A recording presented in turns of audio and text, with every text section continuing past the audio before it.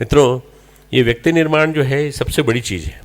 इस पर किसी ने ध्यान नहीं दिया तो कुछ नहीं होने वाला। विनोबा कहते हैं कि व्यक्ति जब अपने अंदर की कमी को देखने लगता है और जब अपने अंदर की कमी को देखने के बाद उसको सुधारने का प्रयास करने लगता है, उस दिन उसका नया जन्म हो चुका होता है। उस दिन उसका नया जन्म होता है और नया जन्म होते ही बदलाव आने लगता है।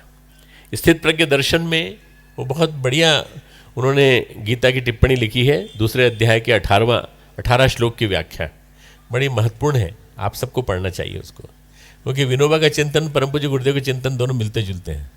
और विनोबा बार बार एक बात ही कहते हैं कि अपने आप के ऊपर अपनी नकेल कसो। स्वामी विवेकानंद जब रामकृष्ण परमहंस के पास गए और जब उन्होंने कहा उनको कि बेटा तुझे पूरे देश में, पूरे विश्व में शिक्षा का विस्तार करना है, प्रचार करना है, तब उस समय तक विवेकानंद इस बात को हजम नहीं कर पाए थे, तैयार नहीं कर पाए थे अपने आप को। बार बार ये कहते थे, ठाकुर मेरे से नहीं होगा ये काम, ठाकुर मेरे से नहीं होगा काम। बोल तू कर तो सही, मैं हूं ना तेरे पीछे। थोड़ा गड़बड़ाए, थोड़ा भटके, पोहारी बाबा क्या चले गए। पोहारी बाबा से दीक्षा लेने वाले थे और महाप्रयाण हो चुका था रामकृष्ण परमहंस का। पोहारी बाबा ने फिर समझाया, सोच लो तुम्हारे कोई और गुरु है तो मेरे से दीक्षा लेने की जरूरत नहीं, समर्थ गुरु हो तो दीक्षा लेने की जरूरत नहीं, पर तुम दीक्षा लेना चाहते हो तो मैं दूंगा।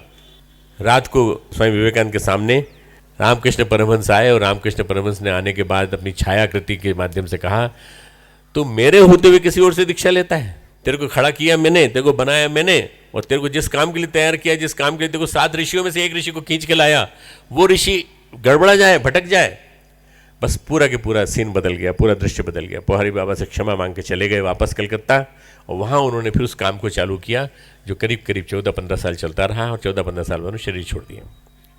मित्रों, ऐसे महापुरुष जब मिशन खड़ा करते हैं, विवेकानंद ने चालू किया था, उन्होंने नाम रखा रामकृष्ण मिशन, रामकृष्ण मिशन, ठाकुर के नाम पे। हर एक के मुँह से आप यही सुनेंगे कि परम पूज्य गुरुदेव परमवंदनीय माता जी के हम इंस्ट्रूमेंट हैं, हम एक तरह से उनके उपकरण हैं। रामकृष्ण परमहंस कहते थे, माँ मुझे यंत्र बना लो, यंत्री नहीं, यंत्री तू, मैं यंत्र, यंत्री तू, बनाने वाली तू, चलाने वाली तू, यंत्र में। वास्तव में यही बात अगर हमारे अंदर आ जाए कि ये उन्हीं की वजह से हमारी सारी उपलब्धियां हैं, जो भी कुछ आज हमारे पास है उन्हीं की वजह से है, तो वास्तव में कोई समर्पण भाव में कमी नहीं आने पाए। राखाल महाराज को अध्यक्ष बनाया गया, उनसे उम्र में बड़े थे, राजा महाराज, राजा कहते थे उनको, विवेकानंद राजा कहते थे। विवेकानंद ने ठाकुर से कहा कि आप बार बार कहते हैं राजा को आगे रख, राजा को आगे रख, तो मैं राजा को आगे रख रहा हूँ, आप मुझे क्यों आगे रखते हो बार बार?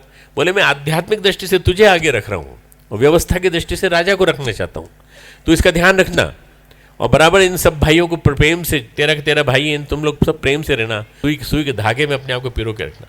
गुरु की चेतना, परमात्मा की चेतना, परमात्मा की शक्ति ही वास्तव में उसी के स्वरूप में रहती है। हमारे YouTube चैनल शांति कुंज वीडियो गायत्री परिवार को सब्सक्राइब करें एवं बेल आइकन जरूर दबाएं ताकि गायत्री परिवार की विभिन्न गतिविधियों की जानकारी आपको मिलती रहे।